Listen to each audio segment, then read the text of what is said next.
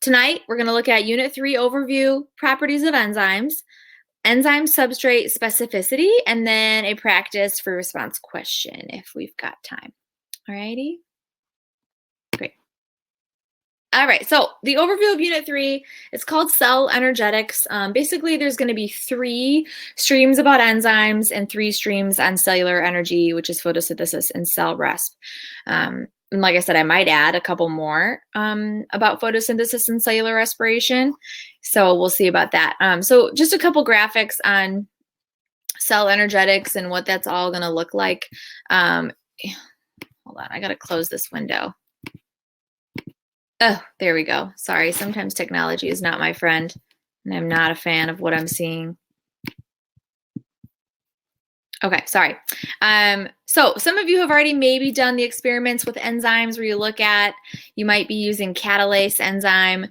I've even done a lab where we're looking at blood. And so we're looking at the enzymes in blood and we change the temperature and things like that and pH, and we see how that affects how well the enzymes work. But you'll definitely hit a lab that's somewhat similar to that. Also, just the basic idea of how an enzyme works, how an enzyme actually speeds something up by lowering activation energy. And then obviously it's going to end with cellular respiration and photosynthesis. But today, 2 main goals, really. It's pretty basic, but I want you to be able to explain how the active site of an enzyme interacts with substrate molecules. So in the AP College Board curriculum development framework, each section has a skill that it wants you to be able to do. This skill is all about being able to explain a process. So it's not about crunching data, anything like that. Can you explain how the active site works and how substrate specificity works as well? So that's our second goal, explaining how enzyme substrate specificity and how it contributes to the enzyme-mediated chemical reactions. So basically, that's our big goal for today. All right, here we go. So we know that enzymes are biological catalysts. And so you probably took chemistry last year, or at least not too long ago, to remember what a catalyst does. So go ahead and just type in the chat box what a catalyst does for me, if you remember. So what does a catalyst do for chemical reactions? Nice. Yeah, good. So it does help break down, or it could build up. But yeah, it speeds up. That's what everyone's saying. Woo, awesome. You guys are great. So that's a lot of chemistry review right there, right? A catalyst is going to speed up a reaction. Enzymes are going to be our biological catalysts. So living things use enzymes to speed things up and just, make life easier. I like to think of it in terms of, digestion and things like that. So here's this cute little baby eating a watermelon. And so anything that we eat as humans needs to be broken down, right? And right away, once you start chewing, you have an enzyme in your saliva that starts to break down the food. And so that's actually why if people are not spending time chewing their food enough, some people just kind of, if you've ever sat with someone eating a meal and they kind of inhale their food, they may experience some indigestion and a stomach ache, to be honest, because they have not given their body the head start of the digestion process. So digestion starts in the mouth because there's an enzyme in there that speeds up the breakdown of the food that you're eating. And so some of you may have had a teacher do a demo. I do this every year where I give everyone a saltine cracker and they chew on it and they don't swallow it for as long as they can. And they eventually can taste a difference. The cracker becomes really sweet because you've been able to break down the starches into the sugar monomer, close to the sugar monomers. So it starts to taste sweet because of the enzymes in the saliva. So here's just a simple example. I used maltose just because it was an easier diagram to draw. And I drew this using Microsoft Word. Watch Enzymes, Adam Gillespie. Is that something on YouTube, Aiden? If you need help with enzymes, watch Aiden. Oh, okay, cool. Very nice. So anyway, basic, terminology that you need to know here. We know from chemistry, if we're looking at a chemical reaction, we have reactants on the left, we have products on the right, okay? In the biological chemical reaction, if we're talking about enzymes, we use the word substrate for reactants instead. So think of substrate as it's the substance that you're either breaking down or building up. So the substrate is the substance that you are breaking down or building. So in this example, maltose is a sugar disaccharide. Remember from unit 1, our 4 macromolecules, remember carbohydrates are built by monosaccharides. If you have 2 monosaccharides together, it's a disaccharide. So anyway, that's just review. But maltose can be broken down into 2 molecules of glucose, into those monomers. That could happen naturally, right? There's a little bit of an activation energy that it would need to get over. But if we want to speed up this process of breaking it down, which your body does, maltose can be found in things like wheat, corn syrup in a very small amount. And we know that if you guys have taken any kind of nutrition class, corn syrup is in so many things. It's disgusting, actually. But anyway, that's another topic. But if we want to speed that up to be more efficient, remember the whole point of breaking bonds is to get energy from them, okay? Especially when it comes to food. So we can have an enzyme that helps out. And so in this case, a lot of the times our enzymes are named for the substrate that they break up.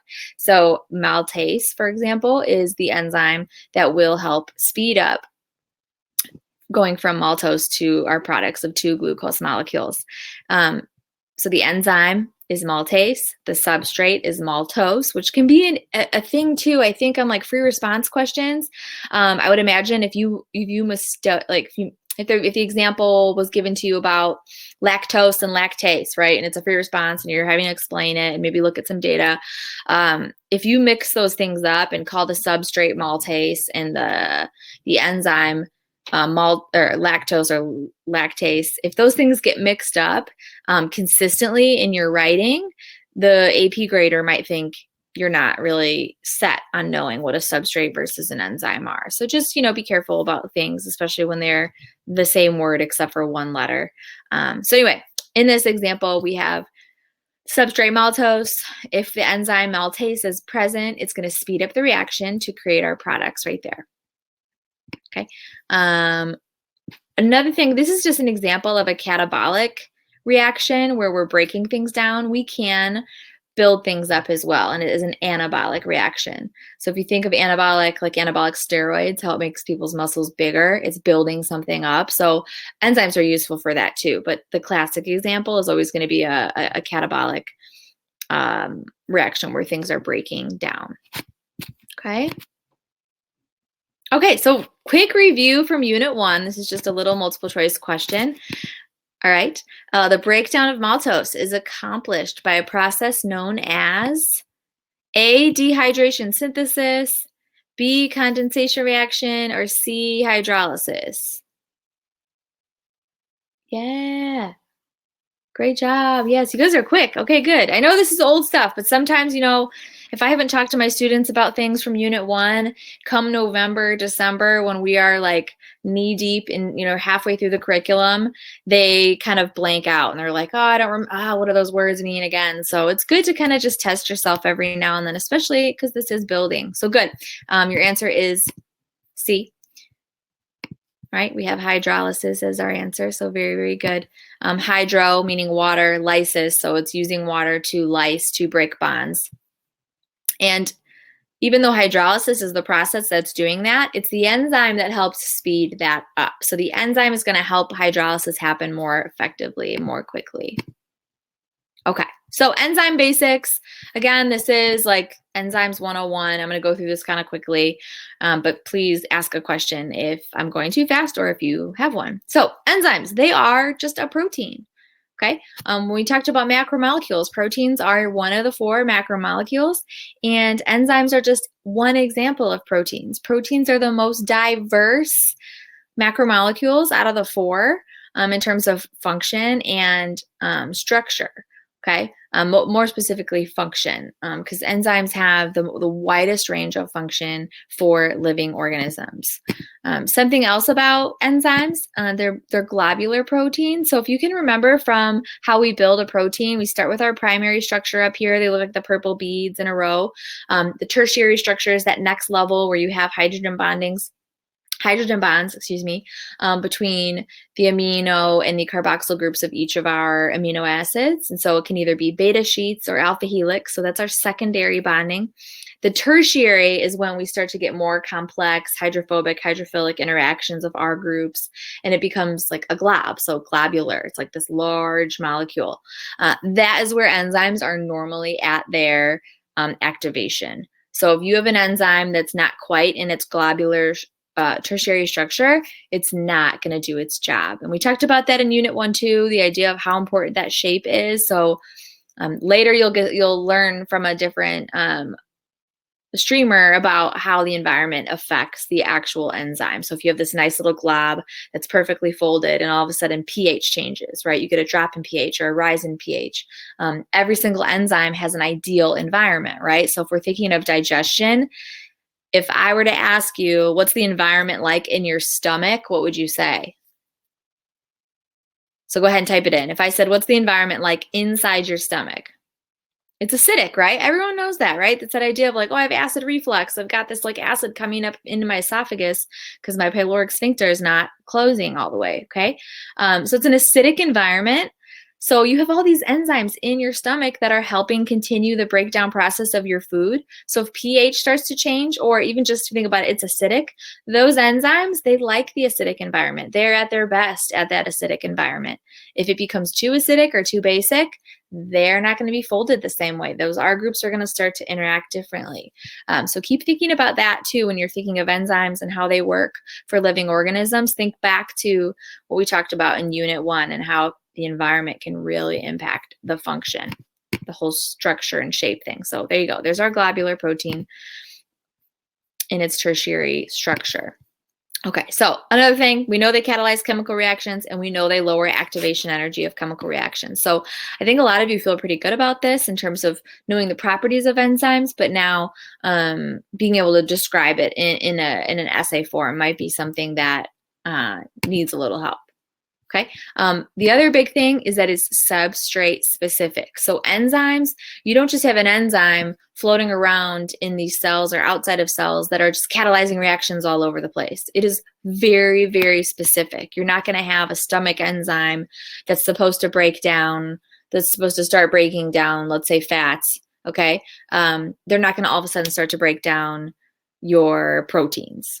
Okay. So every enzyme has something that it specifically breaks down. And sometimes it's named after the thing that it's breaking down, like lactase. That enzyme breaks down lactose that's in your milk. And so that's why if someone is lactose intolerant, it's because they don't have the lactase that's needed to break your lactose down. And so that causes all sorts of icky stuff in your intestines because there's a lot of lactose sugar in your intestines and the bacteria feed off of it and basically make it really gassy. All right. Okay, another concept check from Unit 1. Just to throw it out there for you. I'm sure this is an easy one, but just keep it in your brains. So these are the monomers of proteins. A, fatty acids. B, amino acids. Or C, monosaccharides. Good. Yeah, these are kind of gimme questions, but still it's good to kind of reaffirm and say, yeah, I knew this. It's good. It's good to have confidence building questions for sure. Awesome. So amino acids, they are the building blocks. And again, can anybody remind us what is the unique portion of a single amino acid that contributes to its unique property? Yeah, Shreya? Am I saying your name right? Is it Shreya or Shreya? Shreya? Hopefully I'm saying it right. Shreya, okay. Yay. I have a hard name to pronounce, so I try to pronounce everyone's names right because I know that would bother me. So yeah, the R group, thank you, Shreya, for that. The R group is that group that kind of hangs on the bottom or the middle of your amino acid. Otherwise, all the amino acids are identical, but that R group is that section that makes it unique and why we have 20 amino acids. Okay, so just a good review. All right, enzymes, the ultimate catalyst. So increase or decrease the rate of reactions. Again, this is kind of a gimme question because I can see you are all feeling really good about this topic. Good. They increase the rate of reaction. Okay, so we're looking at reaction rate. So if you were to run a lab, here's something too that, this kind of stuff might seem easy and not as complex, but what I'm trying to get across is, let's say you have a free response question that's asking you to build an experiment to test the efficiency of a certain enzyme in a variety of environments, okay? You would have to come up with the parameters on your own and talk about, okay, well, enzymes are supposed to increase reaction rate. So that would be a really nice, measurable, dependent variable. So if you were to be running an experiment, let's say in your class, and you could talk about, well, what can we measure? We're trying to see how efficient this enzyme is. Rate of reaction would be a really good thing to measure, because if an enzyme is supposed to increase the rate of reaction, you can tell whether or not it's doing its job by having that as a measurement. Okay, here's another one that sometimes gets confused. Enzymes, can they or can they not be reused? So let's say I'm chewing my food, I'm breaking down food with salivary amylase. Once one amylase breaks down a molecule, my substrate, does that enzyme just disappear, or does that enzyme just go to the next substrate? So can or cannot be reused. Nice. Okay, so Shreya and Sandra, good job. They can be reused. Think about how much work it took a cell to make an enzyme. Okay, think back to that macromolecule stuff. And especially if you're into protein synthesis yet, some of your classes might already be there where you're talking about DNA and transcription and translation.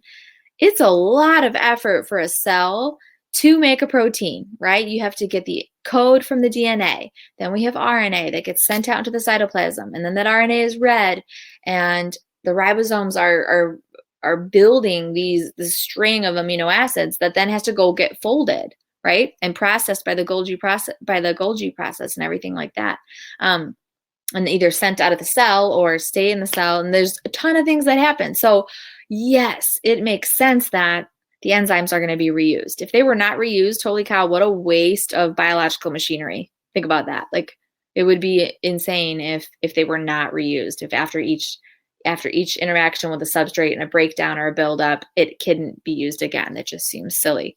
So good. They can be reused. Very good. Okay. The substrate, and I bolded the words that I think are really important. So the substrate, which are your reactants, they enter the enzyme at the active site. And so here's just a little cartoon picture. We have the yellow enzyme, and the active site is that little like jagged section here. Okay, so imagine this whole site is actually just a bunch of amino acids, right, within this enzyme. And I like to imagine like the R groups being the things that are kind of sticking out in each of those divots. And so it's those R groups that are going to contribute to the interaction between the active site and the substrate. Okay, so you can imagine like this one is a positive, maybe the green prong has a positive R group and the yellow divot has a negative R group, right? And so those are going to be connected to each other. They're going to attract. So there's your active site, there's your substrate. Once those bonds form, your teachers probably have talked about the word induced fit. I'm actually going to type it right in here, induced fit, because I didn't have it on my slide yet. It's on the next one. But the idea is once the enzyme and the substrate meet, they kind of hug each other and it forms really strong bonds. And then that's where that like power behind being able to break it apart, break up that substrate comes from. So that induced fit, at first, the substrate active site isn't like a super strong, it's kind of weakly bound, but then it becomes like a firm handshake almost. And so the induced fit is where like the bonds actually kind of fold over and mold itself to the substrate. So the enzyme can actually do its job.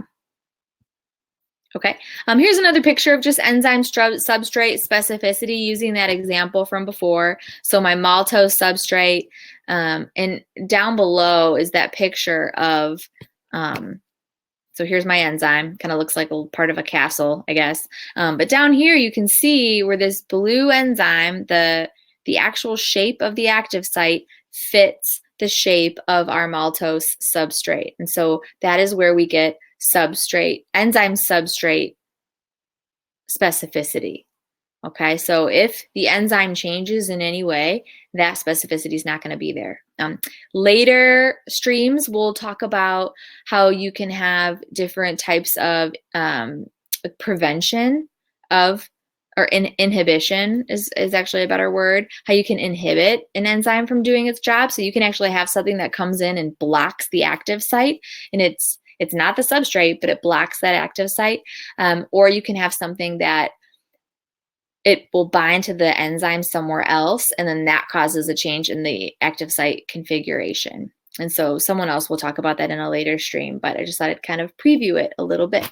Okay, so this is a perfect match. A lot of people use like the lock and key analogy, how like, the key to get into my car is a very specific shape to my car. I can't use my car key to open up my husband's car, right? I can't. It's one key for one car. I can't use my car key to open up my house, right? So that idea of not only does it fit perfectly, right, but it can't fit with anything else. So it hits two things, two properties of our enzyme. The idea of the active site and the substrate being a perfect fit, but also that the enzyme itself is specific to a specific substrate. So specificity is key, and you should be able to explain that.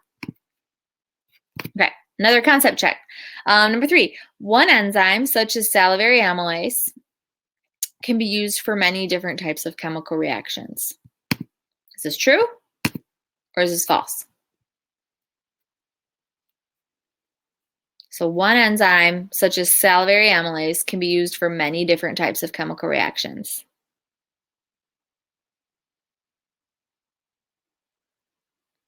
Good. Nice job. All 4 of you got it right. Great. So yeah, it's false, right? Salivary amylase is not going to be able to. So for example, let's say we were able to take salivary amylase from someone's saliva and we were to put it into an acidic environment, right? That's similar to the stomach. It is not going to function the way it's supposed to, right? If we're trying to get, then that's just changing the environment. But maybe let's say I'm trying to have salivary amylase break down a fat or something like that, right? Instead of a carbohydrate. It's not going to be able to do that. It's not going to have an ability to break down something that it's not supposed to, which is a good thing, because otherwise we'd have enzymes breaking things down that we don't want broken down, that we need to have controlled reactions, which we'll learn a lot more in cellular respiration and photosynthesis of this like series of controlled reactions to give us our proper outcome. So good job. Okay, so another concept check here is just a diagram. So go ahead and label the diagram. So you can just type it in like A, B, like A is this, B is this, comma, C is this, yada, yada, yada. So label the diagram with the following terms: products, enzymes, substrate, and active site.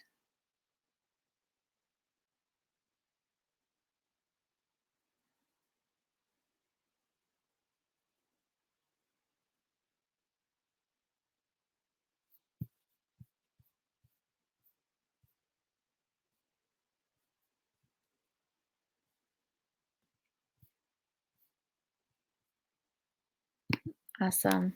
Thanks, Shreya. Good job. Oh, Soleil? Is it Soleil or Soleil? Soleil? Sola. Is that right? Or Soleil? Oh, I get it.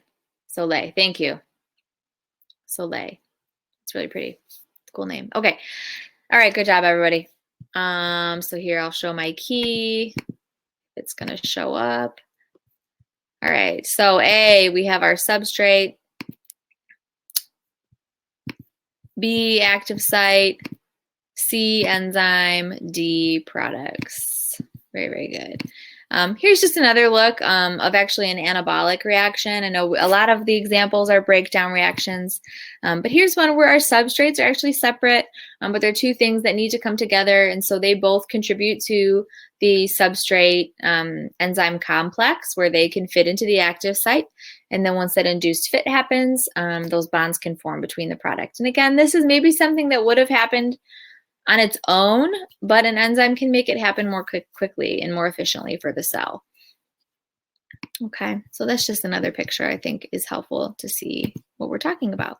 Okay, so just another picture too. How does an enzyme work? This is a diagram that I usually put on my tests for students, and I have them label. It's basically empty, but it has my two lines. So it would have the red line and the blue line, and I'd have them label the axes of activation energy on the Y, and have them label where are my reactants for my products, and then have them write a couple sentences or a mini essay of explaining what does this graph mean in terms of enzymes. So all of you already told me that you know enzymes lower the activation energy, but if I were to ask you to explain it in plain terms, well, what does that mean, right? Like, yes, you're giving me a great textbook answer, but what does that even mean?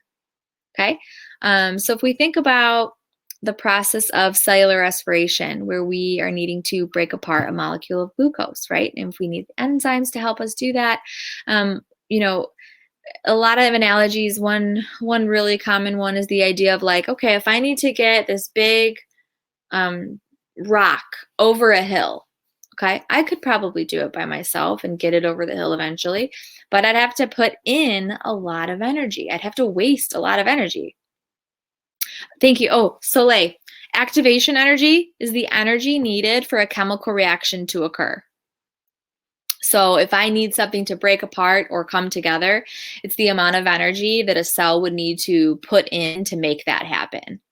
Okay, about like to break bonds and to make bonds is something that would need either a small amount of energy or a large amount of energy, depending on what we're breaking or building. So it's the energy required to activate the reaction. Okay. Yeah. So anyway, so let's say I have to get this boulder up this huge hill, right? If I have an enzyme, it's something that's going to help lower that activation energy. So instead of putting it over this huge hill, the hill is now much smaller, and I just kind of simply roll it over. Okay, once I get over that hill, the reaction can kind of just finish on its own. The ball will roll down the hill. So in this picture, we have our reactants that we need to make into products. So like our substrate that needs to break apart. So without an enzyme, it's this huge red peak that I'd have to get over. So the cell would have to put in this energy in order to make this reaction happen. If you have an enzyme, it becomes this tiny blue hill, this tiny small amount of energy that would need to be put in. So it saves the cell energy by using enzymes, and it makes it easier for the reaction to progress. So think about that graph when you're explaining activation energy of this idea of it's this hump that we have to get over. I love this picture too. And again, I would always, this is something I try to start my streams with. I just kind of forgot tonight. If you're wanting to study and really just like, I know Avery, you have your test tomorrow. Is that right? Look at the objectives of what's going to be on that test. Look at the main topics and take out a blank sheet of paper and just draw and write, right? So like if one of the things is explain all the factors that influence an enzyme, okay? On a blank piece of paper, just think of all the things that you know, right? Like what happens with pH, or what's an example of ideal pH for an enzyme, and why, if that changes, does it matter? Talk about temperature. When is it going to denature? What does denaturing mean? And so if you're able to like off the top of your head write about stuff, you'll one, know what you know, and two, you'll figure out what you don't know, right? Like if you can say nothing about activation energy and how enzymes help that, go back to the textbook, go back to your notes. Or go back to a stream, and you'll be able to realize like, oh, okay, this is the holes that I'm missing. So that's just a tip on studying. Instead of just reading your notes over, look at a topic and just write about it, or talk, right? Call a friend who's in your class and be like, hey, tell me what you know about this. And then they'll ask you the same thing about a different topic. Tell me what you know about that. Okay. So anyway, here's just a nice little cartoon of how we have an enzyme and a substrate, right, in the very beginning, and we need that they obviously fit together. Without that enzyme, it's this much higher dotted line here. Okay. Once we have our enzyme, it's not much energy to get over there to make our product happen, to make our substrate be broken or changed into something else. Alrighty. So here's another picture too that we'll be looking at with cellular respiration and photosynthesis, the difference between an exergonic and an endergonic reaction. So which one would happen naturally? in terms of maybe not needing an enzyme? I guess the answer is kind of in the diagram, isn't it? So which could happen naturally?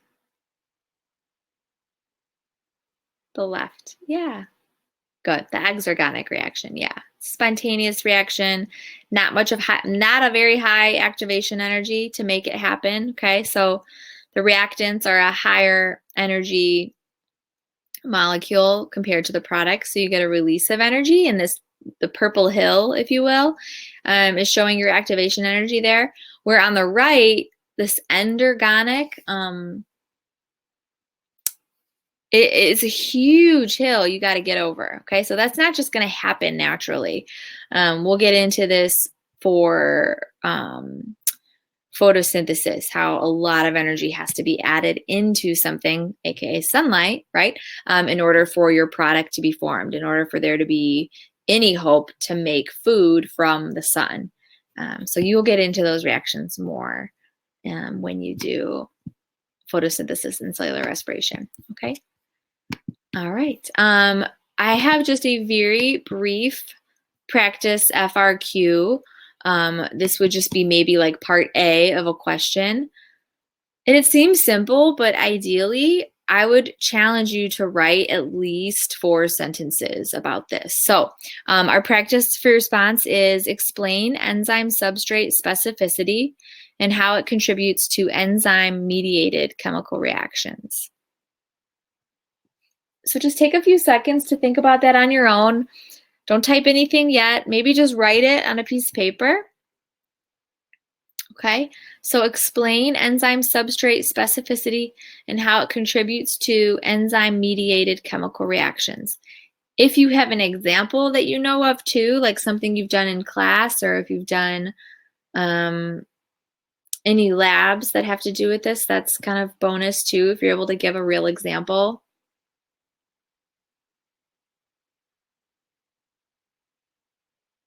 So I'll just give you a few seconds to think on that.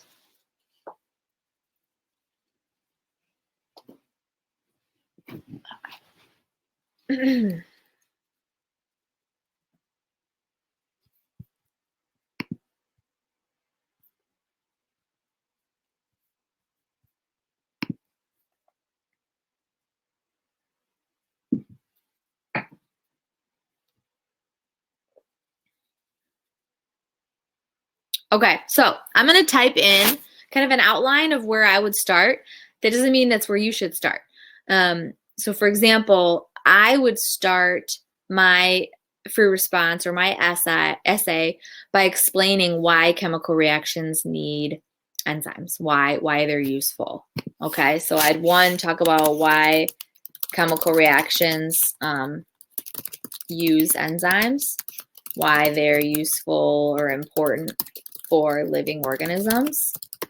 Okay, so I'd kind of just start there. Oh, why isn't this sending? There we go.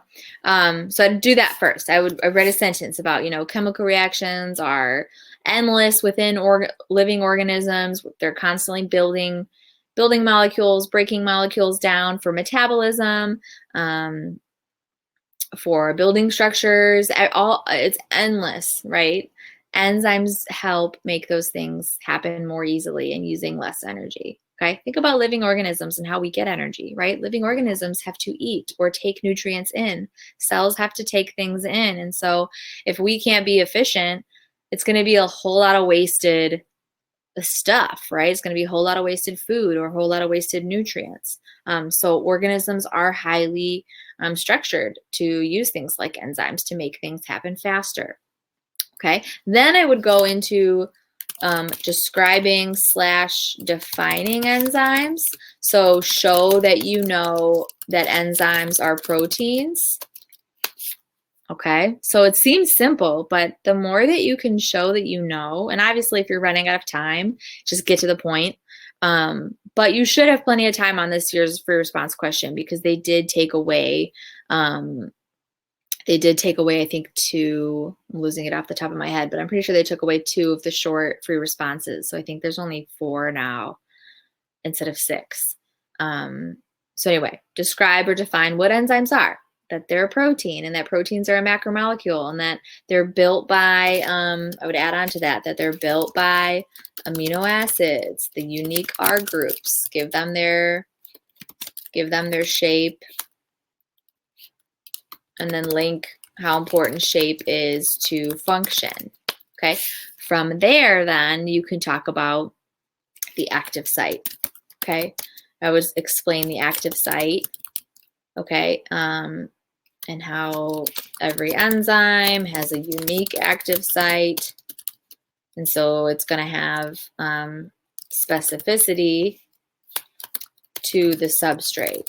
If you want to go even bonus out of sight, you could talk about what the substrate is. The substrate is going to be the thing that the enzyme's interacting with, that it's the reactants of your chemical reaction. So it was an easy type of question, right? Explain this and how it contributes to that. But you can break it down into 3 or 4 parts pretty easily and show that you know this stuff very well. You could also, even with a question like this, talk about what would happen if the enzyme was somehow changed and how that would affect its like that would be a good example of proving that specificity matters, right? And you could even add in how the environment influences the function of an enzyme. You know, that's further showing how important specificity is, right? So if the active site changes, it won't bond,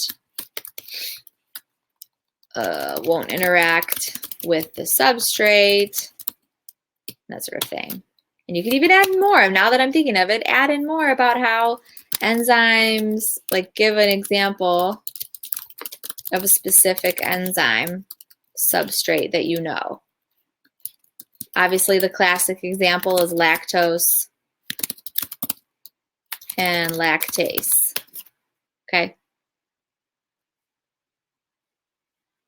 So I would start there. I mean, feel free to take a screenshot of what I've written here, 1 through 5, and actually write it out. Take the time to write a little mini essay. Draw a picture if you have to, and label, like, this is the active site, this is the enzyme. And without it, chemical reactions would be slow. Okay? And if you want to be even more of a rock star, make sure you mention activation energy. Maybe even draw a diagram for that.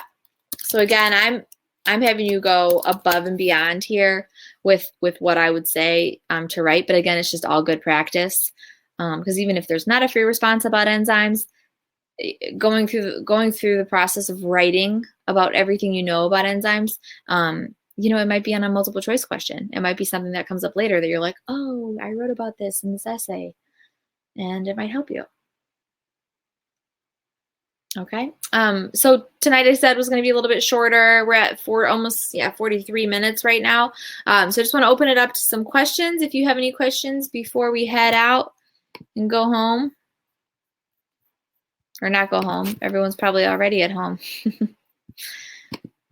before we head out and exit the stream. So if there are any questions about enzymes that I can answer, go ahead and shoot them out now.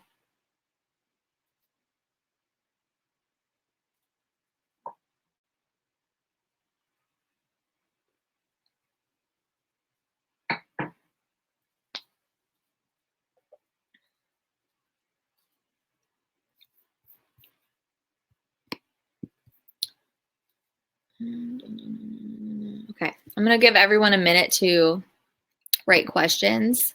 So Dakota, your question is free energy the same as activation energy?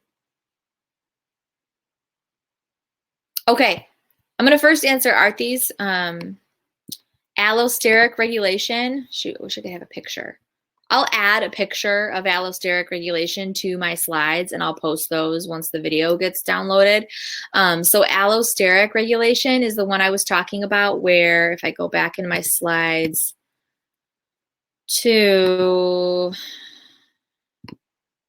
this picture here, allosteric regulation is when another molecule can bind to your enzyme, not in the active site. So it would bind elsewhere, causing a change in your active site. So even if it's just a slight change of the shape of the active site, it makes it unable to bind to the substrate. Okay, 1 second.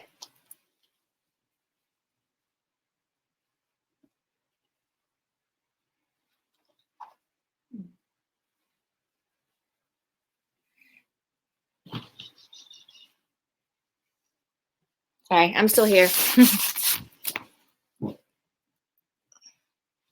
You're welcome.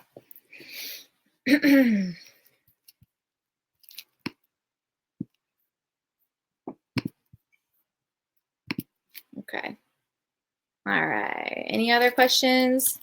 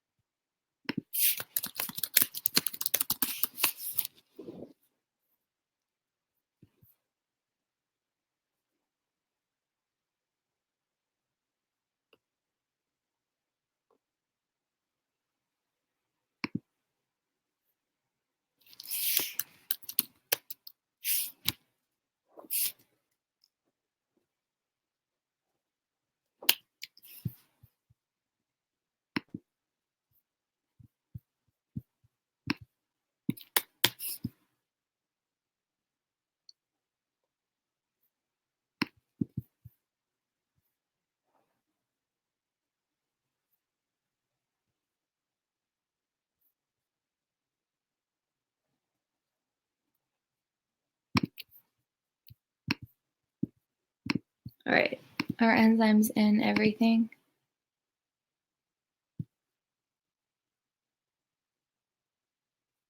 Okay. So Dakota, your question on is free energy the same as activation energy? It is not. Activation energy has to do with the energy required for a reaction to run. So if you have a reaction that needs to happen, we've got reactants and products, it's the energy needed to make that happen. Where free energy has to do with, if you talked about like delta G and Gibbs, free energy isn't something, it's more of like chemistry that you would need to deal with that, but it's that potential to do work.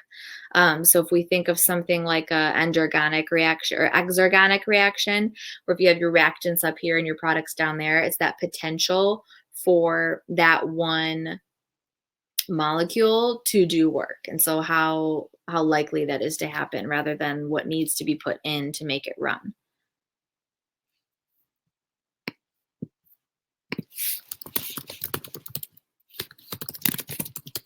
Who else had a question? Soleil, are enzymes in everything? Yeah, they're in every living thing.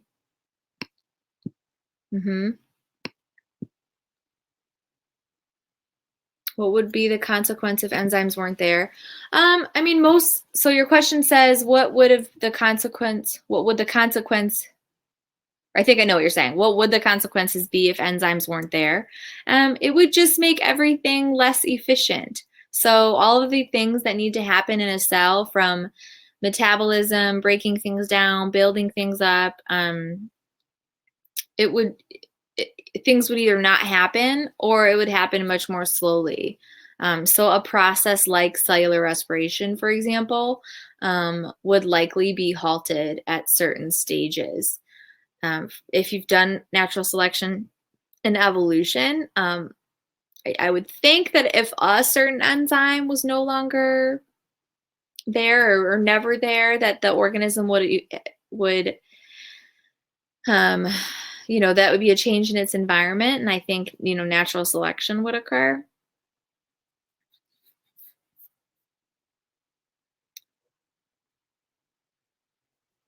Yes, Maria. So anabolic and catabolic. So anabolic, think like of someone on it. I'm going to type it in here. Building and catabolic is breaking. So think like anabolic steroids are people take them to get bigger, right? So they get bigger something is being built. So an anabolic pathway would be like the picture I shared. Where is it?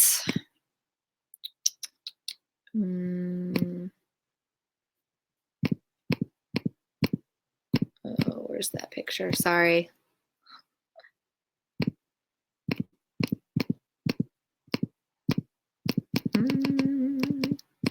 Sorry. I want to find the good picture. Oh, it's the next one, I know.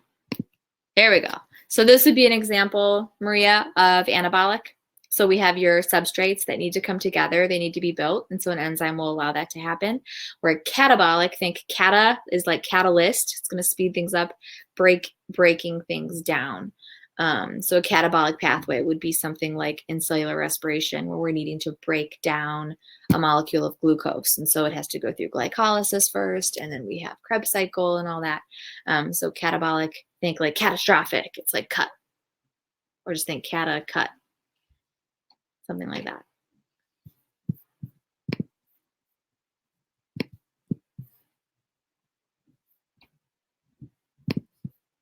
Okay. Dakota, your question about energy coupling, are you talking about like the processes in cellular respiration where you have glycolysis and how there's like a energy invest? Is that where your teacher has talked about energy coupling?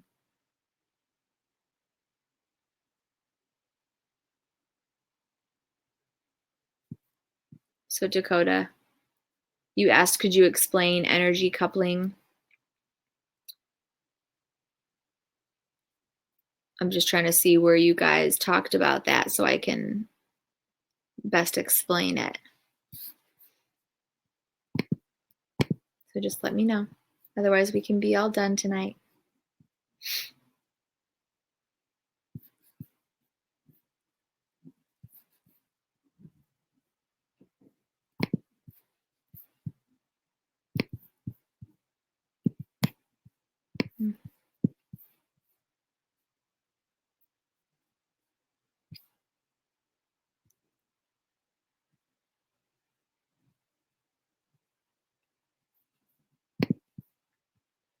Okay. So Dakota, since I'm not hearing from you, I'll just explain where I think you probably talked about that in class.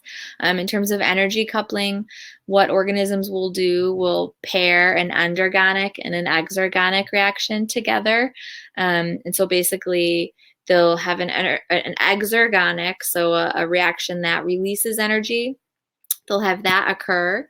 And then that way, that energy that was released can be used to drive the endergonic reaction. So it couples a reaction that releases energy with a reaction that needs energy to run. So hopefully that helps. Okay. All right, everybody. We're at 51 minutes. So that is it for tonight. Thank you so much for coming. You guys asked really good questions, so I can tell you're doing great in your classes. Oops. Let me go back to there we go. Okay, so just make sure, hopefully you are signed up for 5able Plus so that you can rewatch these streams. Feel free to keep sharing with your classmates. I know some of you are in class together, so I think it's really cool that you come on these streams. So yeah, tell your classmates. Don't keep it a secret from them. All right. You guys all have a good night. We'll see you next time.